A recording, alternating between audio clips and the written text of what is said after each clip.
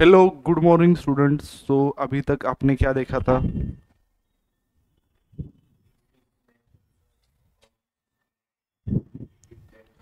Basis method, qualitative characteristic of accounting. और क्या थे qualitative characteristic of accounting? Door,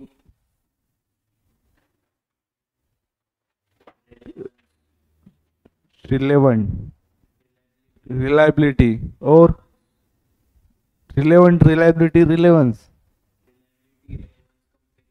comparability और अंडरस्टैंडेबिलिटी। ये फोर क्या थे? Qualitative characteristic of accounting information. Information किसे कहते हैं पता है तुम्हें? जानकारी, माहिती। इन्फॉर्मेशन ऍक्ट पण आहे आपल्या भारतात, माहिती ना? काय असतो? क्या है इन्फॉर्मेशन एक्ट? नहीं पता है, इट्स ओके। हाँ, तो इंफॉर्मेशन एक्ट एक एक्ट है इंडिया में, इंफॉर्मेशन एक्ट। उस हिसाब से 2005 में वो आरटीआई बोलते हैं उसको, हमने आरटीआई फाइल की है, right to information act. So अगर आपको किसी गवर्नमेंट डिपार्टमेंट से कुछ जानकारी चाहिए होगी तो आप क्या कर सकते हैं? आरटीआई फाइल कर सकते हैं। हम्म।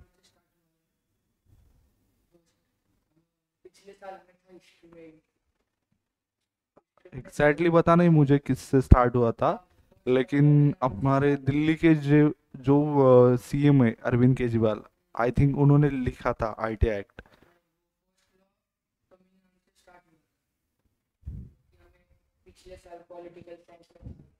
पॉलिटिकल साइंस में, राइट टू इंफॉर्मेशन। उतना डिटेल में उसकी हिस्ट्री मुझे भी पता नहीं है, लेकिन 2005 से स्टार्ट हुआ था राइट टू इंफॉर्मेशन। हाँ, तो मेन चीज हमारी इधर क्या थी? Accounting information. जैसे इंफॉर्मेशन यानी क्या होती है? जानकारी होती है। अकाउंटिंग इंफॉर्मेशन यानी क्या होनी चाहिए? अकाउंट की जानकारी।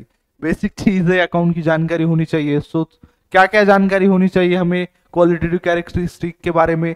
एक तो रिलायबिलिटी होनी चाहिए, दूसरी रिलेवेंस होना चाहिए, अंडरस्टैंडेबिलिटी, कंपेरेबिलिटी। अगर एग्जाम में 4 मार्क के लिए क्वेश्चन आया तो आप लिख सकते हो। हाँ, इसमें क्या करने का, जो इम्पोर्टेंट वर्ड होते हैं, ऐसे नहीं कि पूरा तुम पैराग्राफ लिख दो, थोड़े थोड़े हेडिंग आपको मालूम होने चाहिए, सबसे बेसिक चीज। उसके बाद इसमें क्या दिया है? Reliability is describe as one of the two primary qualities. क्या बनाता है?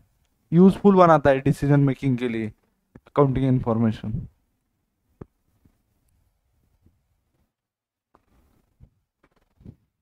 उसके बाद और क्या होता है? reliable information required to form judgment about earning potential, financial position of business firm।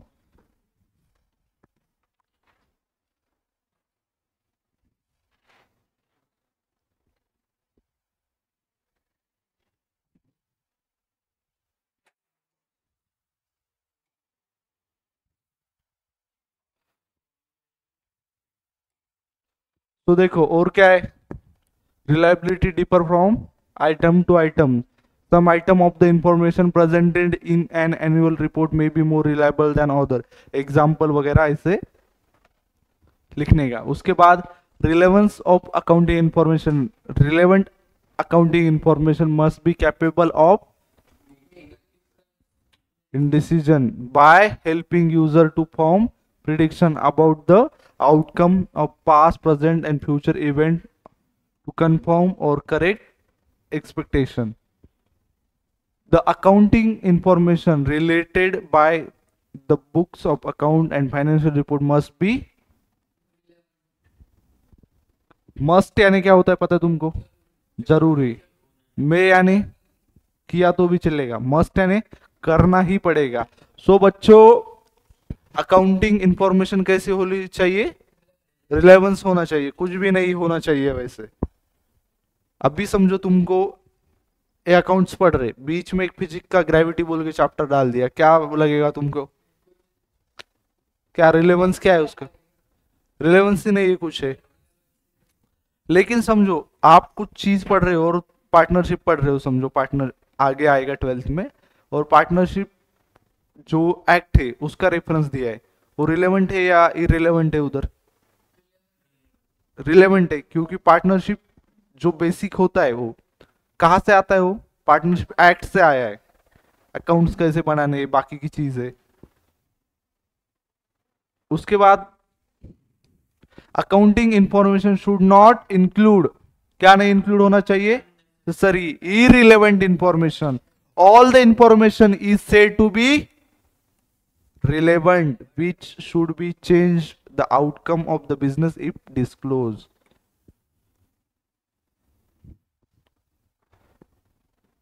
Is line का मीनिंग पता चला तुमको?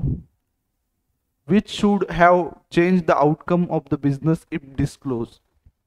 Example, all the useful and related information must find a place in the books of account, and the information must have timeliness, dedicative and feedback value. So बच्चों इधर क्या दिया है? which would have changed the outcome of the business if disclosed. अभी इधर जैसे relevance है, समझो कोई केस चालू है कंपनी पे, अगर केस में कंपनी हार जाए तो कंपनी को बहुत बड़ा अमाउंट पे करना पड़ेगा। अभी ये चीज अगर डिस्क्लोज होगी तो आपके डिसीजन मेकिंग पे फर्क पड़ेगा या नहीं पड़ेगा? अभी आपको क्लास में एडमिशन देते हो कैसे बोला डिस्क्रिप्शन में, मैं अगर 2 महीने बाद अकाउंट के लिए आपको दूसरे टीचर आएंगे, आपके डिसीजन मेकिंग में फर्क पड़ेगा या नहीं पड़ेगा? क्यों पड़ेगा? हाँ,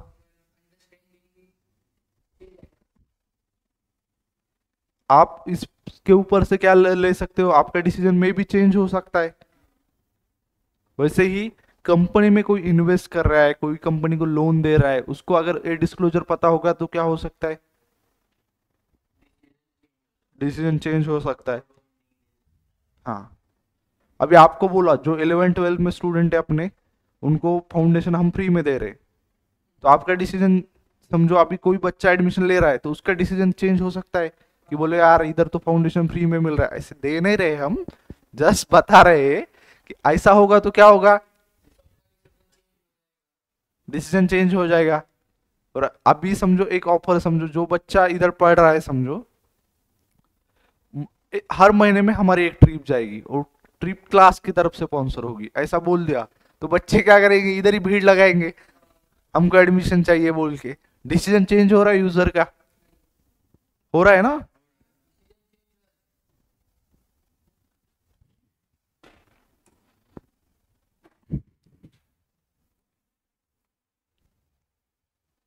सो अभी क्या दिया है?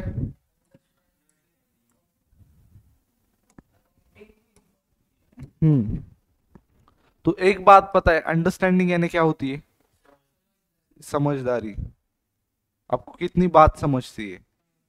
पूरी बुक मैंने आपको नोट्स बहुत अच्छे से बना के दिए, सब दिए, एकदम भयानक जर्मन में दिए। मैं बोला यार बहुत बढ़िया लैंग्वेज है, पढ़ लो। चलेगा क्या? ठीक है, जर्मन में नहीं चाइनीज में देता हूँ। चलेगा नहीं? ठीक है, अपने बाजू में कर्नाटका है, कर्नाटका के दे दिए कन्नड़ में। चलेगा? मराठी में दिए, चलेगा? मराठी में दे दो। अरे मराठीचं बुक घेऊन बघा कधी अकाउंटचं, तुमचे हे होऊन जातील सगळं। हा, जस्ट तुम्हाला एक्झाम्पल सांगतोय, तुम्हाला अंडरस्टँड होईल का ती गोष्ट? समजेल का? युजफुल आहे का ती काही गोष्ट? एक साधी गोष्ट आहे, तुम्ही जेव्हा इन्फॉर्मेशन प्रेझेंट करता तर ती कशाला असायला पाहिजे? अंडरस्टँडेबिलिटी असायला पाहिजे. Is the quality of the information that enable user to perceive significance. The benefit of the information may be increase by making more understandable. उपयोग जो असतो त्या गोष्टीचा जास्त वाढतो, जो यूज होता है, जो बेनिफिट मिलता है वो बहुत ज्यादा क्या होगा? बढ़ेगा, अगर वो क्या होगी? मोर अंडरस्टेबल होगी and hence useful to wider circle of user. Wider यानी पता है तुमको क्या होता है? बड़े सर्कल को उससे यूज होगा। अगर समझो अपन अपने नोट्स क्लास के हिसाब से बना रहे, तुम दोनों बच्चों अपने क्लास के बच्चों को अंडरस्टैंडिंग लेके समझो, तो उनका फायदा कहां तक होगा? क्लास के बच्चों। लेकिन समझो अगर पूरे जो 11th 12th है महाराष्ट्र में उन सभी को एज्यूम करके हम हमारे नोट्स बना रहे हैं, तो उसका फायदा कहां तक होगा? सबको होगा, वाइडर सर्कल ऑफ को होगा। वैसे ही अगर अंडर इंफॉर्मेशन जो होती है अकाउंटिंग इंफॉर्मेशन वो अंडरस्टैंडेबल होगी, तो उसका फायदा किसको होगा? वाइडर सर्कल में होगा, सभी को होगा।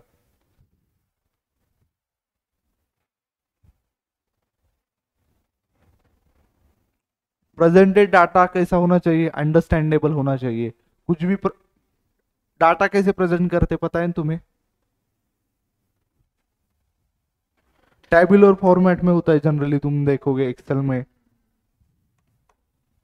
तेवढंच काय मी करून दाखवू शकत नाही, जस्ट तुम्हाला सांगतो एक्झाम्पल की असे टेबल मध्ये असतात बघा।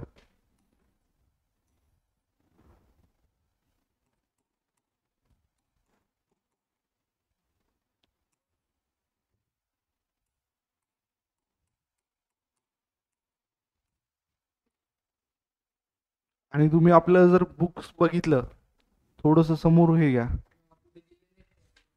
हा, तर ते कसे समजायसारखे आहेत, अंडरस्टँडेबल आहेत।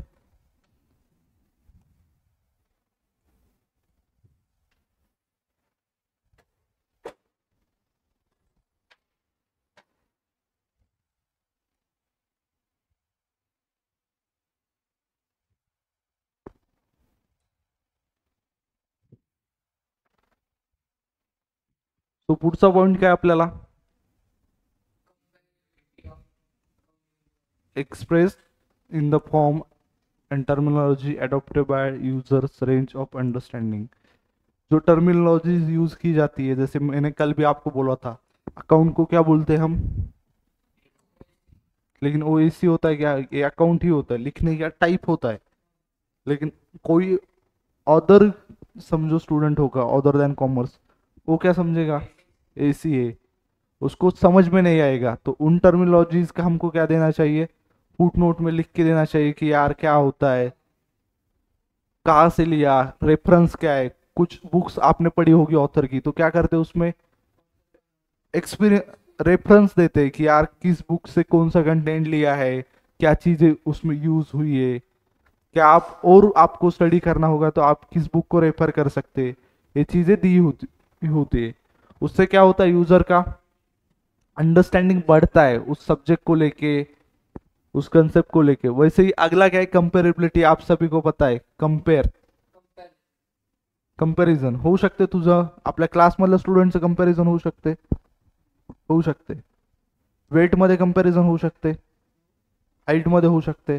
का? तर तुम्ही दोघं सेम आहे। हा हा, पण तुमचं माझ्यासोबत कंपॅरिझन होऊ शकते का? हा हा, ही एक गोष्ट आहे। दुसरं, तुम्ही वेगळ्या लेवलला आहात सध्या स्टडीच्या, मी वेगळ्या लेवलला आहे, त्या सगळ्या गोष्टी आहेत। त्यामुळे आपलं कंपॅरिझन होऊ शकते का? नाही होऊ शकत। सोबत दुसऱ्या काय गोष्टी असतात? आता तुम्ही आहात समजा, तुमचं कंपॅरिझन दुसरीच्या मुलासोबत करायला गेलं तर होणार आहे का? नाही होणार। हा, तुमचं तुमच्यासोबत कंपॅरिझन होऊ शकते की नाही? मागच्या वर्षी तुम्ही किती अभ्यास करत होते आणि या वर्षी तुम्ही किती केलाय, या दोन गोष्टीचं कंपॅरिझन होऊ शकते की नाही? इवन तुमचं मागच्या वर्षी वेट किती होतं आणि या वर्षी किती वाढले, या गोष्टीचं कंपॅरिझन होऊ शकते। सोबत तसं कंपनीचं काय असते? मागच्या वर्षी प्रॉफिट किती होतं, या वर्षी किती आहे, या जी गोष्ट असते या कंपॅरिझनला आपण कोणतं म्हणतो? Intra firm. कोणतं?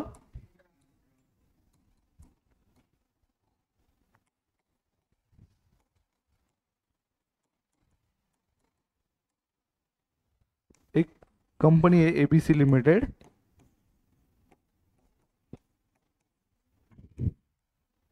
तिचं मागच्या वर्षीचं प्रॉफिट समजा 200 CR होतं आणि करंट इयरचं किती आहे? 30 CR, दोनों से कंपैरिजन हो सकते हैं। एक फर्म के अंदर खुद का कंपैरिजन हो सकता है, और साथ में समझो एक कंपनी है दूसरी, DEF लिमिटेड, इसका प्रॉफिट समझो 300 CR है। सेम इंडस्ट्री में कंपैरिजन हो सकता है कि नहीं? सो इस कंपैरिजन को कौन सा कंपैरिजन बोलते हैं, इन दोनों का जो किया, इंटर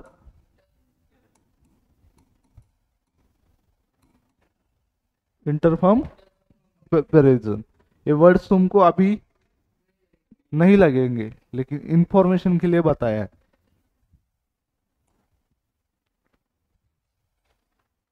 इधर जैसे आपको दिया है बिटवीन टू फर्म्स और between period in a single firm, जो पहले हमने जो बाद में कंपैरिजन किया था वो क्या था, बिटवीन टू फर्म था। लेकिन between periods in a single firm, 2 period K beach में हो, 3 पीरियड के बीच में हो, कितने भी पीरियड के बीच में हो सकता है। एक सिंगल फर्म का भी कंपैरिजन हो सकता है और 2 फर्म का भी कर सकते हैं। सो ये 4 पॉइंट्स आपको क्लियर है अभी। उसके बाद देखिए, पता है ट्रांजेक्शन यानी क्या होता है?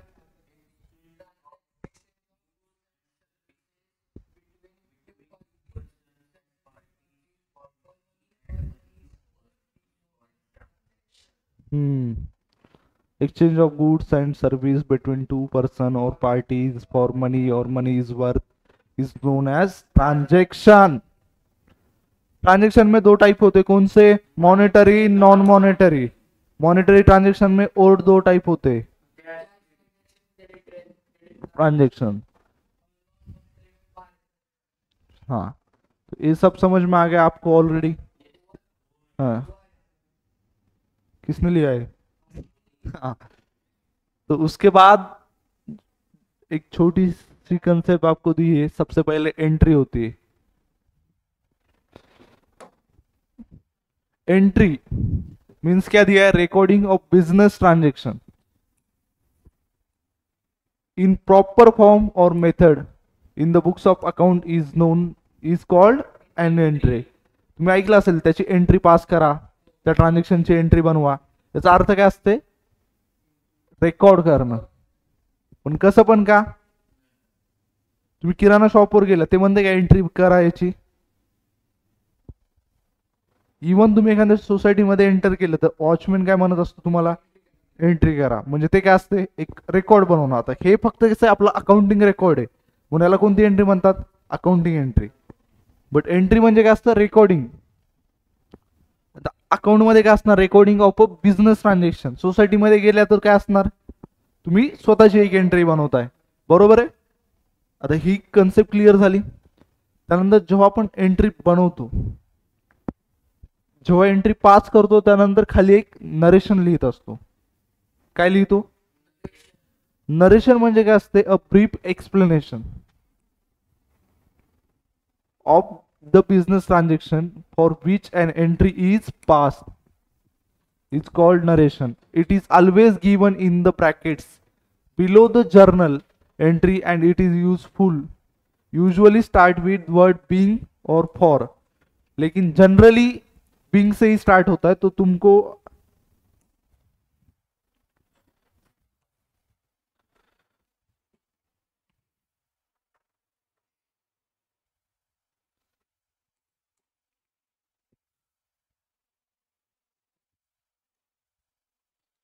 समझो आपने कोई गुड्स परचेज किए, जरूरी नहीं ये चीज अभी आपको समझे, कुछ आपको रूल्स नहीं पता, लेकिन आपको एंट्री दिखा रहा हो कैसे होती।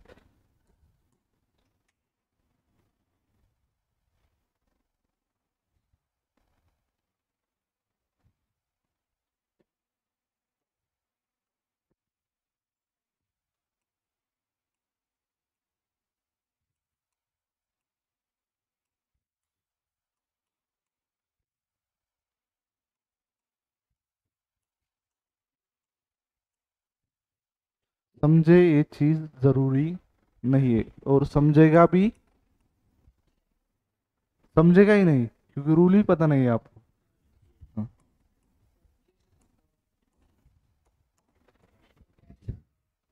और बहुत दिन नहीं लगने वाले, अभी 1-2 महीने में ही आपको बहुत सारी एंट्रीज पास करनी है।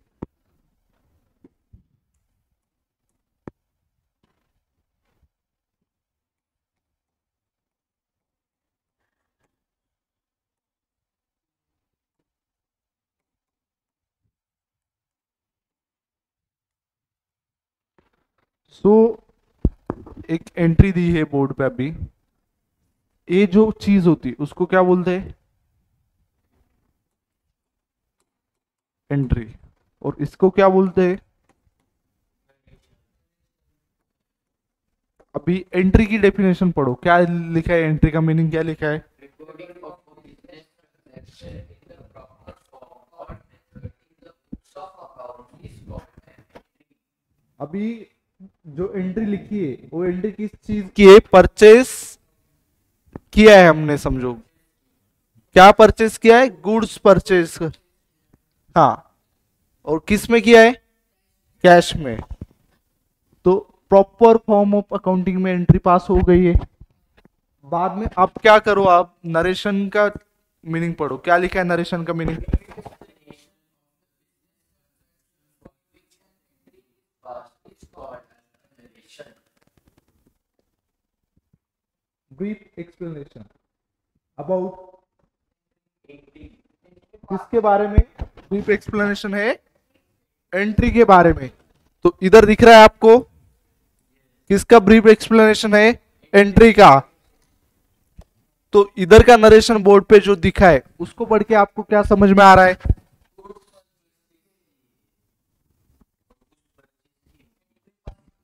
ऊपर समझो किसी ने एंट्री खाली लिखी होती तो तुमको समझ में आता क्या परचेज किया है। और आगे पढ़ो, और कुछ दिया है।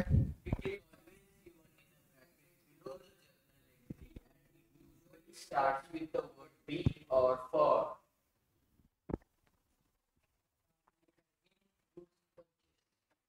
तो नॉर्मली उधर दिया भी होगा फॉर, लेकिन जो मैंने अभी तक देखी है एंट्रीज उसमें बिंग ही यूज करते हैं।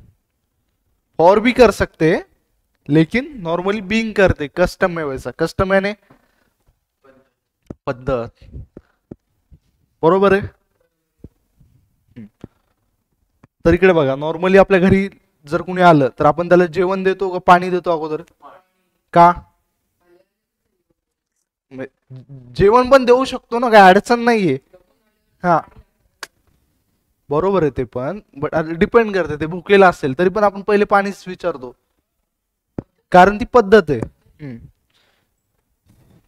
तर इकडे बघा, हे क्लिअर झालं तुम्हाला एंट्री काय असते, नरेशन काय आहे, क्लिअर। त्याच्यानंतर गुड्स, आता ही गोष्ट तुम्हाला माहित नाही असं होऊ शकते का? का? इतके वेळा आपण गुड्स हा शब्द यूज केला आजपर्यंत, बरोबर है। सो गुड्स क्या होता है? The term goods refer to merchandise, commodities, article, things which a trader trades. हा महत्वाचा शब्द आहे, काय? ट्रेड्स म्हणजे काय असते सांग, कारण तो लॉजिक खूप भारी चालते, सांग। एखाद्या होलसेलर कडून एखाद्या व्यक्तीने माल घेतला, पुढं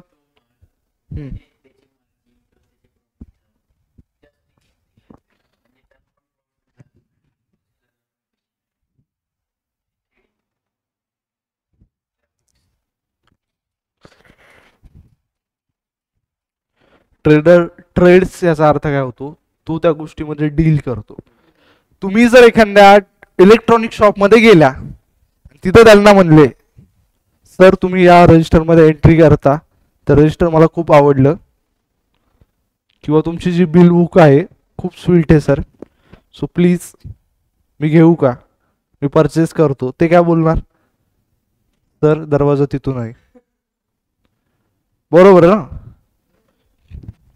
तुम्ही झेरॉक्सच्या शॉपवर गेला, तुम्ही म्हणला सर तुमचं जे मॉनिटर आहे खूप छान आहे, याच्यातून खूप चांगले झेरॉक्स निघतात, सो प्लीज मला देता का? ते काय म्हणणार, नाही भेटत किंवा नाही विकत त्या गोष्टी. का नाही विकत? कारण ते त्यामध्ये ट्रेड नाही करत. काय नाही करत? ट्रेड नाही करत. समजलं? गुड्स ही टर्म काय असती? गुड्स, आता आपण जे इथं क्लासमध्ये देतो गुड्स देतो का आपण क्लासमध्ये? काय सर्व्हिस देतो. डॉक्टर काय गुड्स देतात? Lawyer service.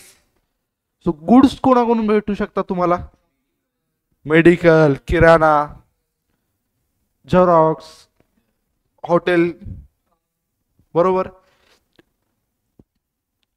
आणखी कशामध्ये मिळतात तुम्हाला? इलेक्ट्रॉनिक शॉप, मोबाईल शॉप, आणखी मॉलमध्ये क्लॉथ्स, हा वेगवेगळ्या गोष्टी आहेत. पण काय विकलं जाते? ज्यात ते ट्रेड करतात, बरोबर आहे. तुम्ही झेरॉक्स वाल्याला त्याचं कम्प्युटर नाही मागू शकत. इलेक्ट्रॉनिक शॉप वाल्याला त्याचं म्हणजे परचेस बुक मागू शकत नाही, सॉरी सेल्स बुक नाही मागू शकत. डीमार्ट मध्ये गेला तुम्ही, बरोबर, त्यांचे रॅक नाही मागू शकत. डिपेंड करते कुठं तुम्ही काय मागायला पाहिजे. आणि आपण मागत असतो का अशा गोष्टी? किराणा शॉपला तुम्ही गेला, तुम्ही ती वेटची मशीन मागता का?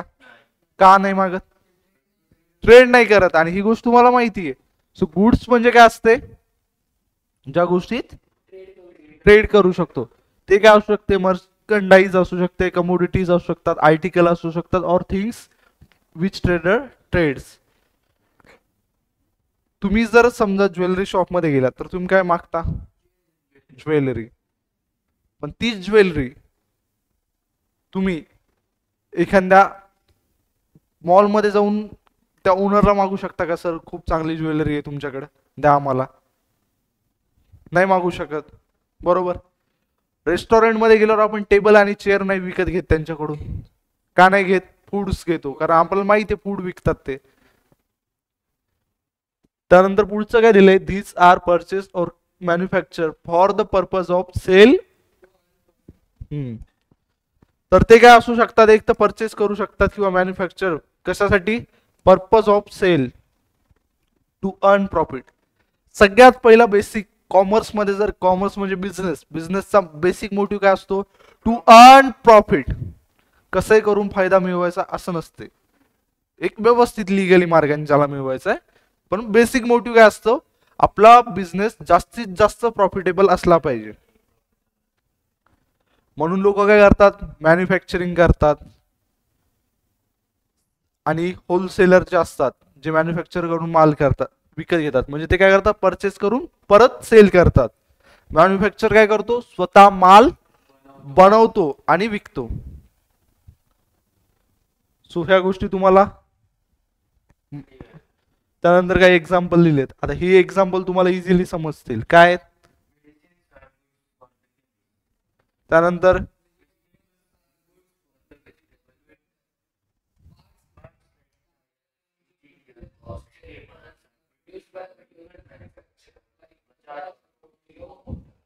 ते त्यासाठी काय आहेत? गुड्स आहेत. बजाज ऑटोमोबाईलच्या शोरूम मध्ये तुम्ही गेला तर काय मागणार? स्कूटी, गाडी, बरोबर. बजाजची चेतक स्कूटी आहे बघा, ओला आहे, तर तिथं तुम्ही गेल्यावर काय मागणार? स्कूटी मागणार, बरोबर आहे. तुम्हाला माहिती आहे त्यांचं ते काय? गुड्स आहे, बरोबर. ह्या कन्सेप्ट क्लिअर झाला. त्यानंतर पुढे कन्सेप्ट दिली अँड ड्रॉइंग्स. सो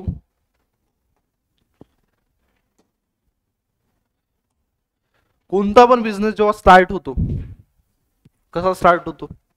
एक एअर असती, त्यात एक बिझनेस स्टार्ट होतो. असं असते का? हवेत बिझनेस स्टार्ट होतो. कशावर होतो? जमिनीवर. वा. आणखी काय लागते बिझनेस स्टार्ट करायला? पैसे लागतात. पैशाला इंग्लिश मध्ये काय म्हणतात? मनी. मनी.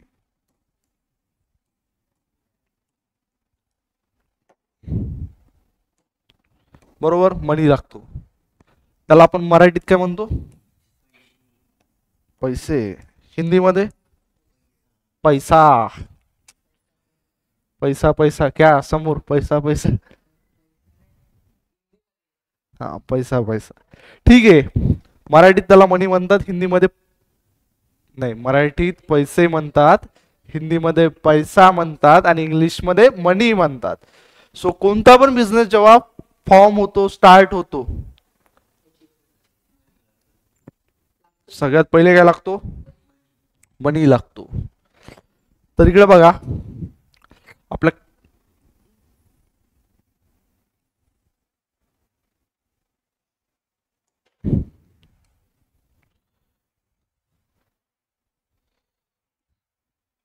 इथे एक व्यक्ती आहे.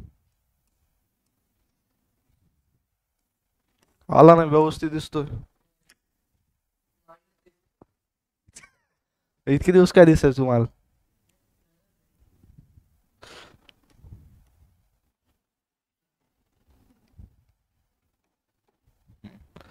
तर इकडे बघा, हा व्यक्ती आहे. आयुष्यामध्ये खूप काहीतरी मोठा बिझनेस करावा असा विचार त्याने केला.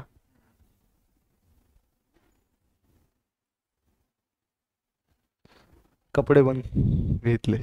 बिझनेस करायचा मला ऍटलिस्ट कपडे पाहिजे स्वतःकडे. हे पण बघा, कोट मध्ये आपण 2 पॉकेट पण बनवले, त्याला खाली वर झालेत, पण आहे. व्यक्ती आहे, बिझनेस करायची इच्छा आहे, मनात जोश आहे, सगळ्या गोष्टी आहेत, पण पैसेच नाहीयेत. कसं होणार? बिझनेस स्टार्ट नाही होणार. बट भाऊ आपला म्हणला, हमारे पास एक पुरानी हवेली है, तिथंच बिझनेस स्टार्ट करूया, काहीतरी करूया म्हणले. काही असू शकते बिझनेस, रेंटवर देऊया ती, ते पण बिझनेस आहे. तर सगळ्यात महत्वाची गोष्ट, कोणता बिझनेस स्टार्ट करताना सगळ्यात पहिले काय पाहिजे? पैसे पाहिजे. सो या व्यक्तीचं नाव काय ठेवूया, तुम्ही सांगा. ठीक आहे. आता एवढं स्टुडंटच्या डिमांडवर याचं नाव परत काय होतंय? बन्सीलाल. जेठालालचा भाऊ नाहीये, हा वेगळा व्यक्ती आहे. राजस्थान मधून नाहीये हा, हा गुजरात मधून आहे. ठीक आहे. नागालँड. तर इकडे बघा, हा बन्सीलाल नावाचा व्यक्ती आहे, ज्याला काय करायचंय? बिझनेस स्टार्ट करायचा आहे स्वतःचा. सो तो काय करतोय?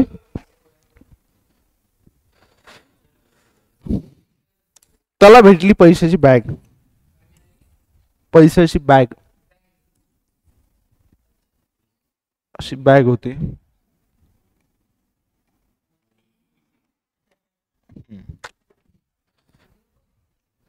समजा 50 लाख रुपये होते, तुम्हाला पण भेटू शकते.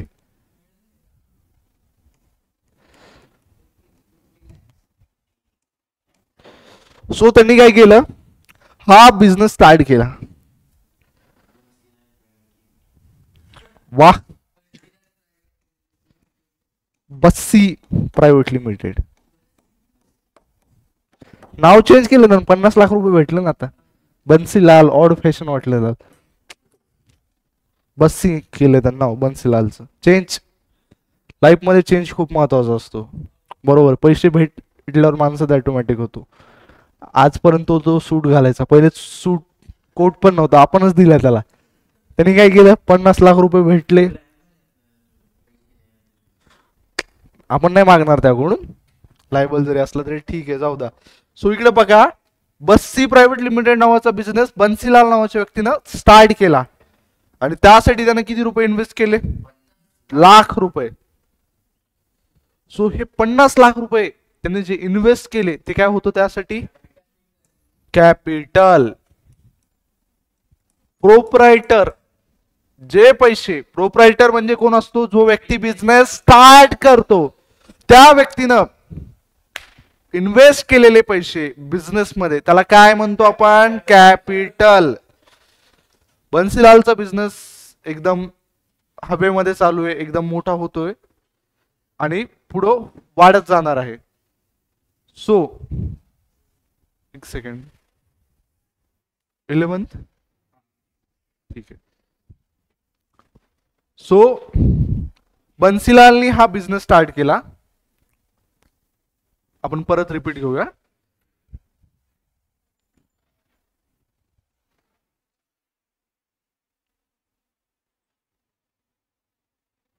सो बच्चों, यहां तक हम देख रहे थे बंसीलाल नाम का एक पर्सन था, उसने बस्सी प्राइवेट लिमिटेड नाम की कंपनी चालू कर दी और उसमें उसको क्या लगा, पैसे इन्वेस्ट करने की जरूरत पड़ी. अभी जो बंसीलाल था इसने समझो एक प्रॉपर्टी रेंट पे ली होगी तो उसका वो रेंट पे करता है, लेकिन समझो ये प्रॉपर्टी बंसीलाल के चाचा की थी.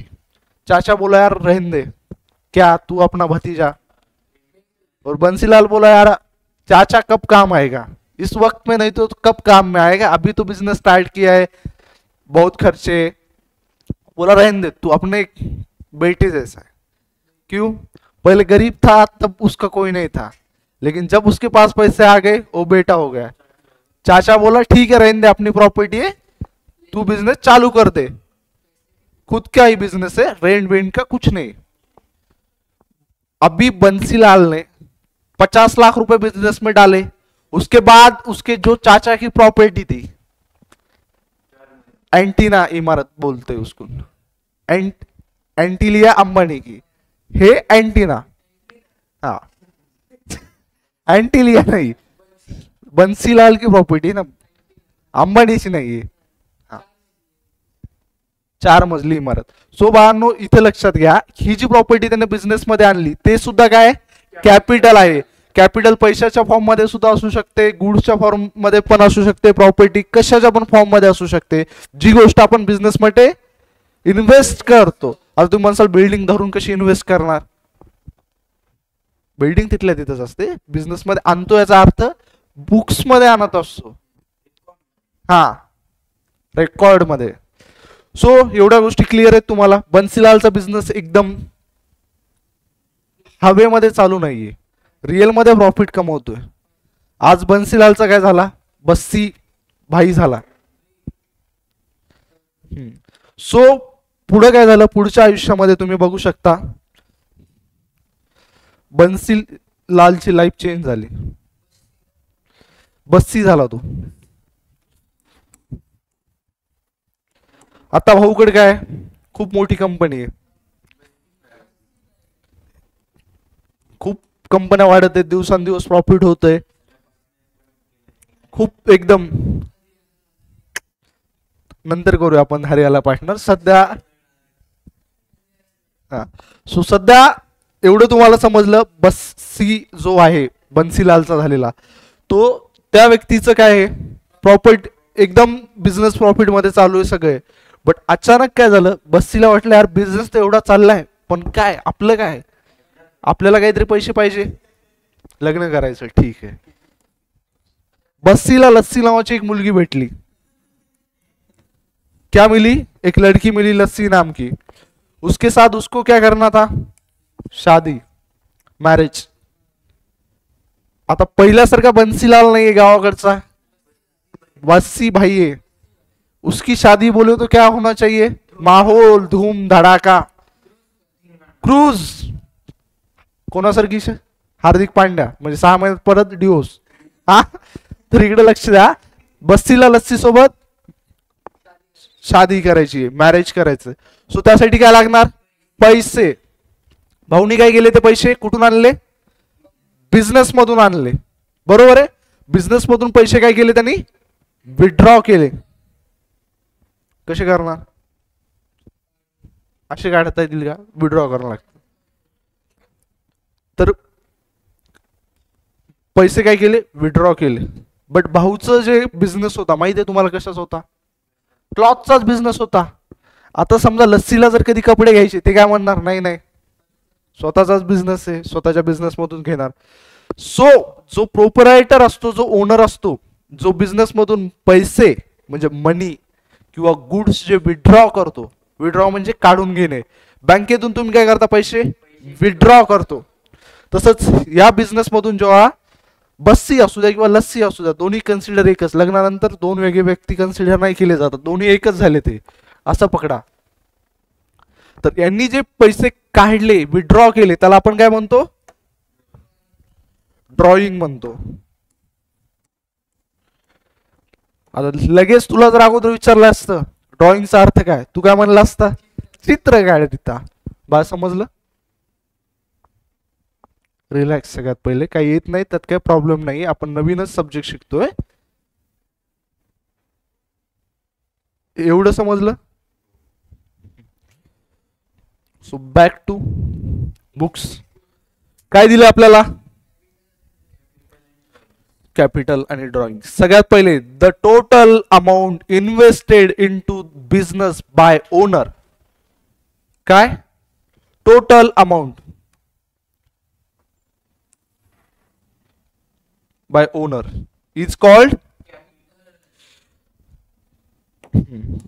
त्यानंतर पुढचं काय? Excess of asset. काय? Asset over the liabilities. कशापेक्षा जास्त? आता लायबिलिटीजचं मिनिंग माहिती आहे? It's okay. लायबिलिटीज म्हणजे काय असते? आपण समजा एखाद्या व्यक्तीकडून पैसे घेतले किंवा देणं आहे. आता बिझनेस काय करतात? खूप गोष्टीला लायबल असतो. कोणत्या गोष्टीला लायबल असतो बिझनेस? आता बिझनेस चालू केला कोण? आपल्या बस्सी भाईनं 50 लाख स्वतःचे होते, काकाकडून दुसरे 20 लाख रुपये घेतले. ती त्यासाठी काय? लायबिलिटी आहे. कारण लायबल आहे, बस्सी प्रायव्हेट लिमिटेड लायबल आहे कुणाला? काकाला पैसे द्यायला. सोबत जेव्हा ते क्लॉथचा बिझनेस स्टार्ट केलाय, खूप काय असतात त्यांचे जे सप्लायर असतात ते माल कशावर देतात? क्रेडिटवर देतात, माहिती? उधारीवर. तर तेव्हा त्यांना काय करायला लागेल? पैसे वापस देणे लागतील. ज्यांनी आपल्याला आज माल उधारीवर दिला त्याचे पैसे देणे लागतात. तर आपण त्यांना काय झालो? लायबल, पैसे देण्यासाठी परत. तर मग ती काय झाली बिझनेससाठी? लायबिलिटी. समजलं?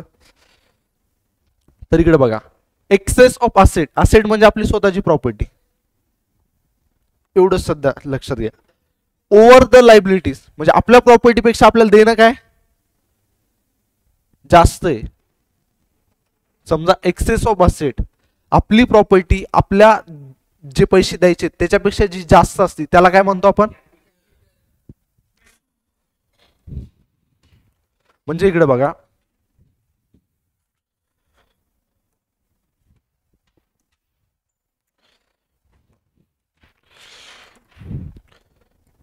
एक प्रॉपर्टी. आता समजा एक बिझनेस आहे आपला जो होता बस्सी, तोच घेऊया, बस्सी प्रायव्हेट लिमिटेड. तर याचे स्वतःचे पैसे किती होते? 50 लाख. आणि क्रेडिटर समजा काय पकडा? क्रेडिटर ज्यांना याला पैसे द्यायचे ते किती आहेत?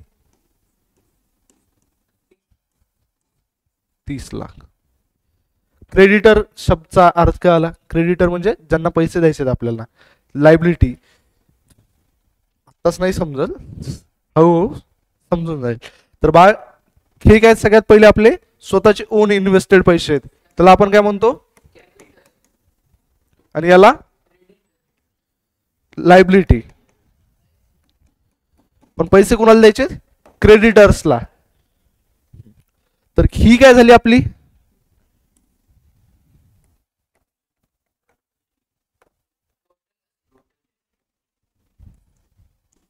किती आहे? तर डेफिनेशन वाचा काय दिली होती? Total asset over liability is.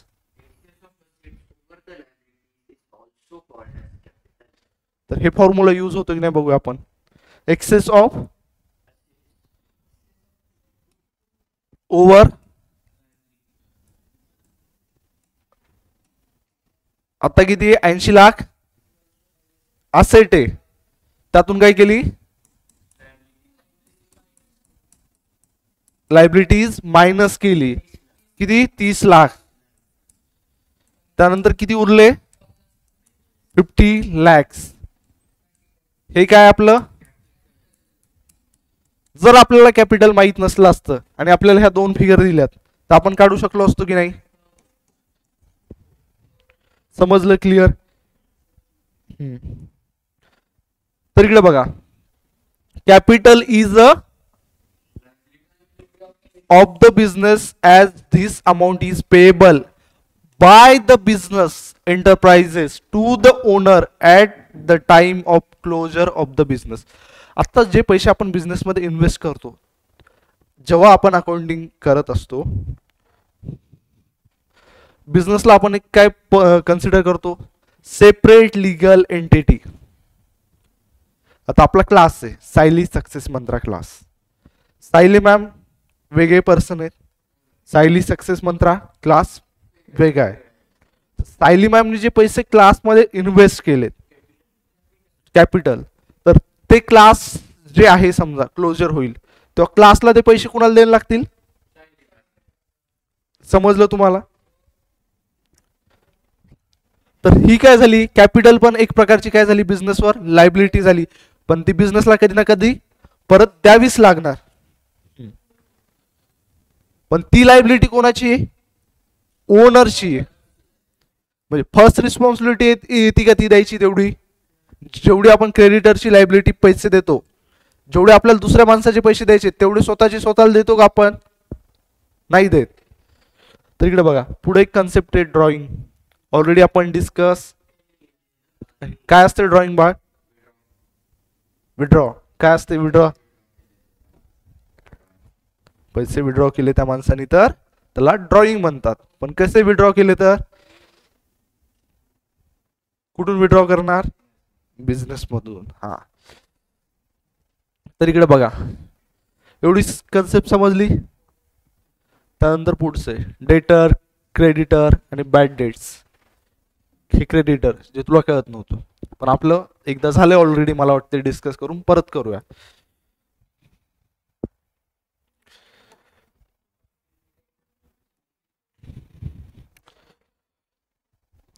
डेटर क्रेडिटर माणूस पण असू शकते, कंपनी पण असू शकते, एखादी बँक पण असू शकते, कोणी पण असू शकते. सगळ्यात पहिले घेऊया आपली सगळ्यात फेवरेट बँक कोणती असती? SBI. माहिती आहे, स्टेट बँक ऑफ इंडिया. आणि सगळ्यात लॉयल कस्टमर आपल्या देशातले कोणते? विजू भाऊ, विठ्ठल भाऊ माल्या. बँकेचे कपडे काढायला निघालेत ते. विजय माल्या. माहिती आहे विजय माल्या? ठीक आहे, जाऊ दे. खूप मोठा घोटाळा केलाय, बँक बिचारी बुडवून टाकल्यासारखी गेली ती. 10,000 कोटी. ऐकले पण नसतील तेवढे त्याने घेऊन गायब झालेत. सो विजय माल्या बँकेचा खूप इमानदार कस्टमर आहे असं त्याला वाटतं. बँकेकडून काय केले? पैसे घेतले. बँकेने पैसे त्याला क्रेडिटवर दिले. म्हणजे बँकेसाठी विजय माल्या कोण आहे? नाही, बँकेसाठी बँकेच्या नजरेतून विजय माल्या काय? डेटर आहे, कारण त्याला आपण पैसे डेटवर दिले. डेटर.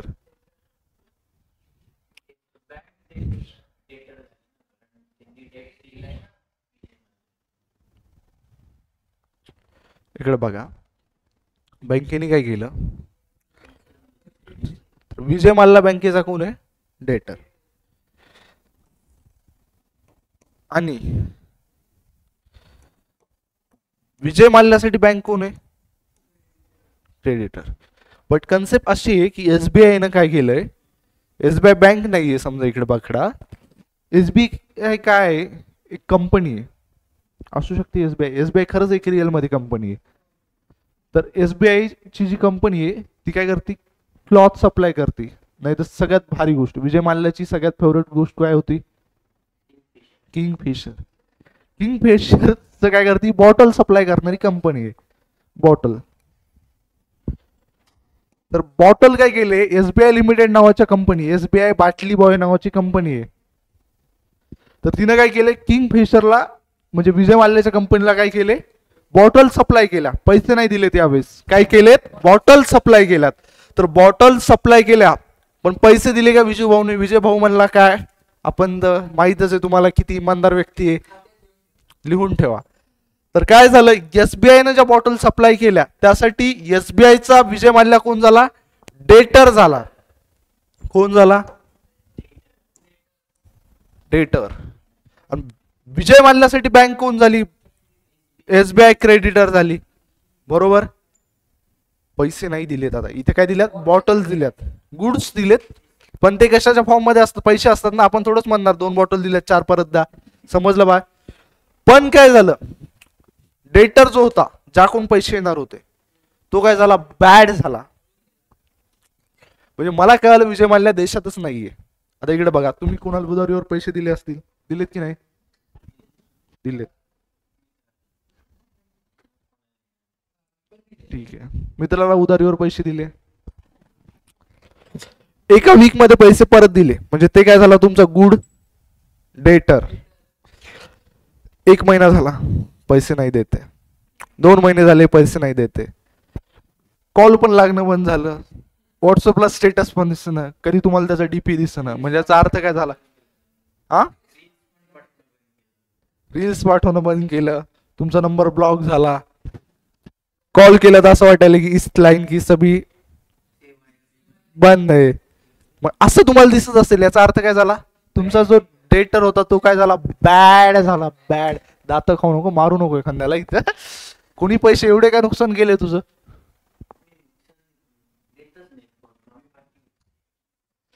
आपण काय करूया, आपल्या क्लासमध्ये पुढे इन फ्युचर वसुली टीम तयार करूया, की ज्यांचे पैसे बॅड झाले ते आपण काय करूया, रिकव्हर करून देऊया.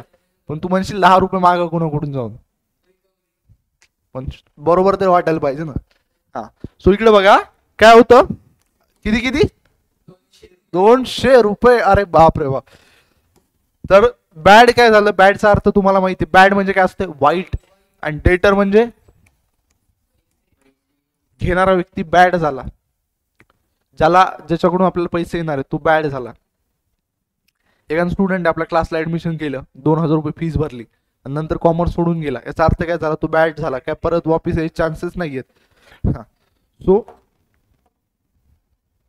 वाचा काय दिलं इथं, read.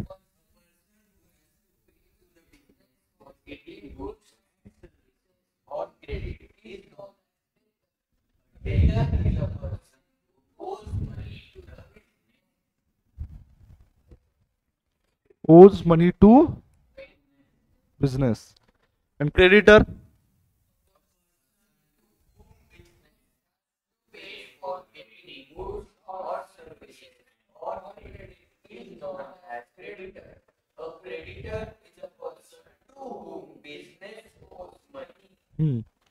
bad debts, An irrecoverable amount from debtor is known as bad debts.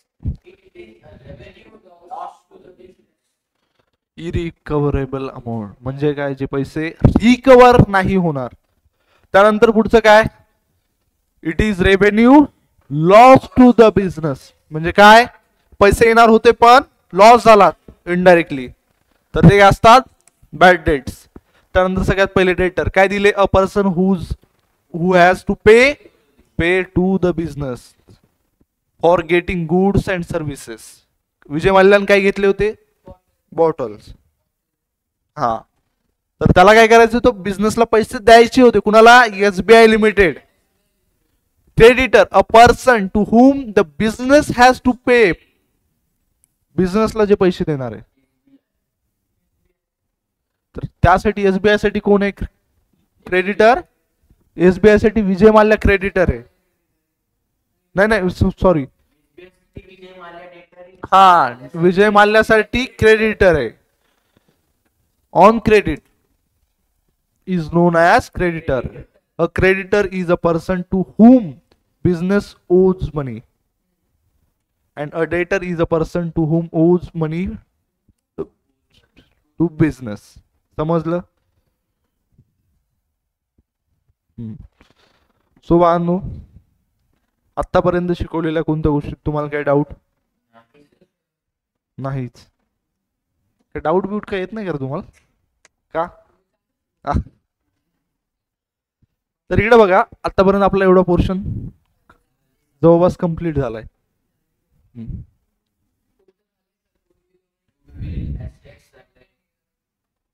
हा ते पण झालंय.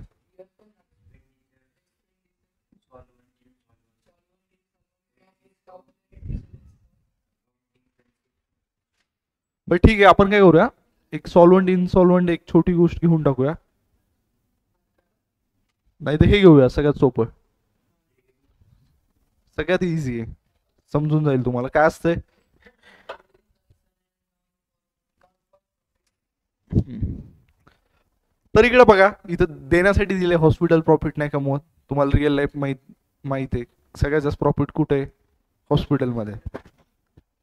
हॉस्पिटलचं जाऊ द्या, मेडिकलमध्येच एवढं प्रॉफिट आहे. हॉस्पिटल आणि मेडिकल दोन्ही सेम लेवलला आहे. त्यानंतर स्पोर्ट्स क्लब, स्कूल. आता स्कूलची फीस 1.5-2 लाख रुपये. स्कूलची काय 50,000 फीस स्कूलची? बीएमसीची 3 ते 4 हजार फीस आहे माहिती आहे 11वीची. 50,000 स्कूलची फीस? अरे बाप रे बाप.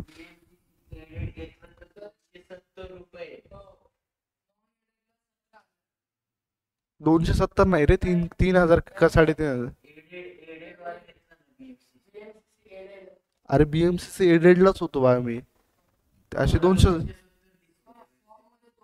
May be. मग तुम्ही ते काय ते कोटा, इन हाऊस कोटा.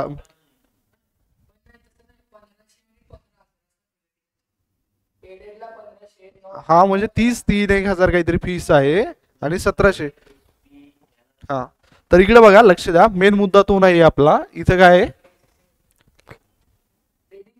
हा, ट्रेडिंग कन्सर्न म्हणजे तुम्हाला कळते, ट्रेडिंग कन्सर्न म्हणजे मेन उद्देश काय असणार त्या. ट्रेडिंग म्हणजे स्टॉक मार्केटवरची ट्रेडिंग नाही. कोणती ट्रेडिंग? बिझनेसची ट्रेड. ट्रेड म्हणजे काय असते? बिझनेस असते. तर इकडे बघा, a business concern establish with an object of earning profit. Object म्हणजे काय असते आपले?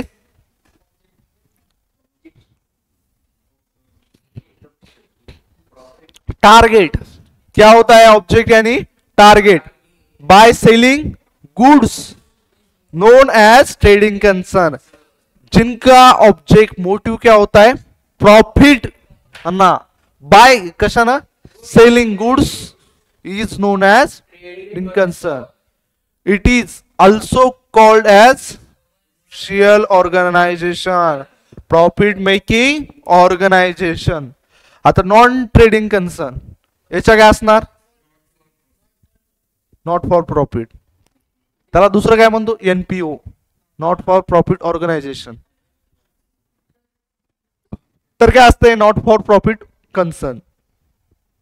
It is an organisation not establish to making profit but for rendering service to society.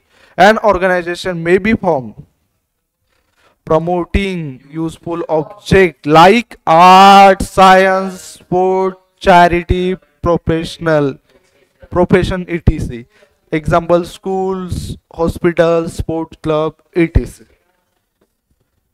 तर वाहनो, चॅरिटेबल कंपनीज पण असतात माहिती आहे तुम्हाला. बिंग ह्युमन माहिती आहे तुम्हाला, सलमान खानची कंपनी, ती माहिती आहे तुला? हा, तर इकडे बघा, सगळ्यात मोठी चॅरिटेबल ऑर्गनायझेशन आपली आयसीआय. बीसीसीआयचं काय घेऊन बसल्यात? Indian institute of chartered accountant. The institute of chartered accountant of India हे नाव आहे. The institute of chartered accountant of India, ICI. सगळ्यात मोठी काय? चॅरिटेबल ऑर्गनायझेशन आहे. आणि तुम्हाला बघायचं असेल किती चॅरिटी करते.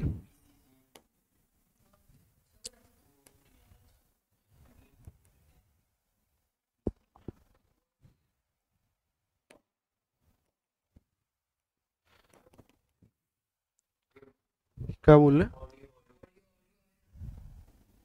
कोणता?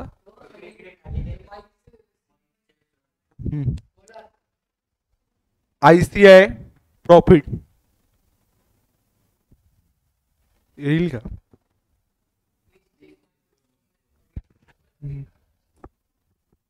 सगळ्यात पहिलं टाईप होत असेल तर कधी चांगलं पण होईना.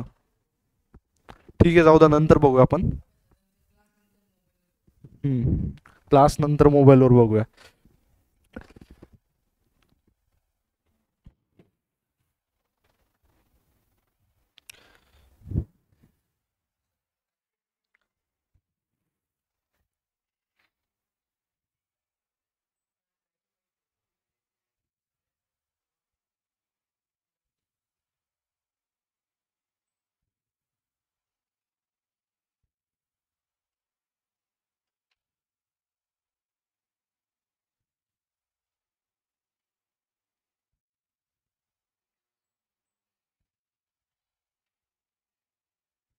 तर इकडे बघा, हे रीड करा एकदा परत.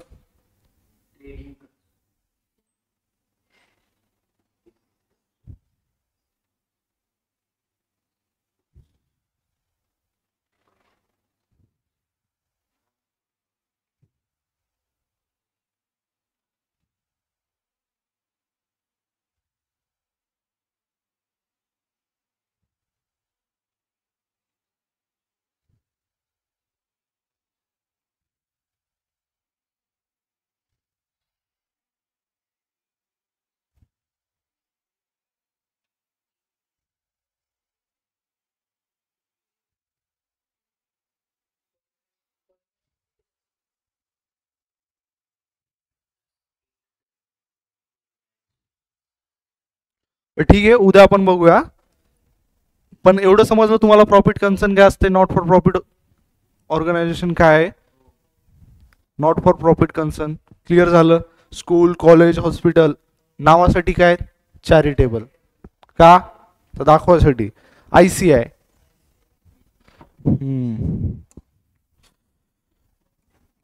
ICI BCI,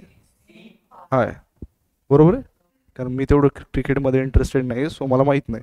ICI, BCCI, आणखी बिंग ह्युमन, अशा वेगवेगळ्या चॅरिटेबल ऑर्गनायझेशन. खरंच काही खूप चॅरिटेबल ऑर्गनायझेशन असतात, ते खरंच रिअलमध्ये काम करतात.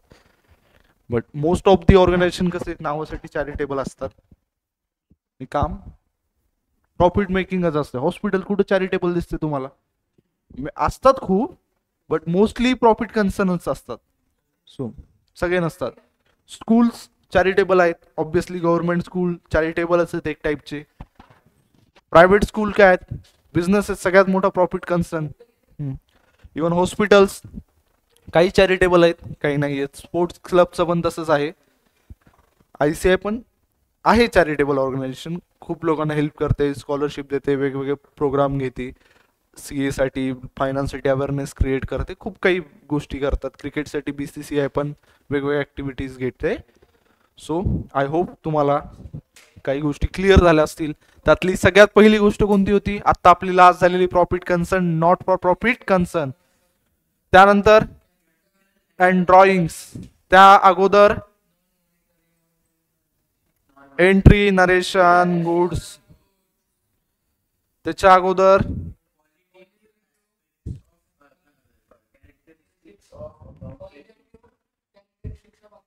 इन्फॉर्मेशन. कोणते ते,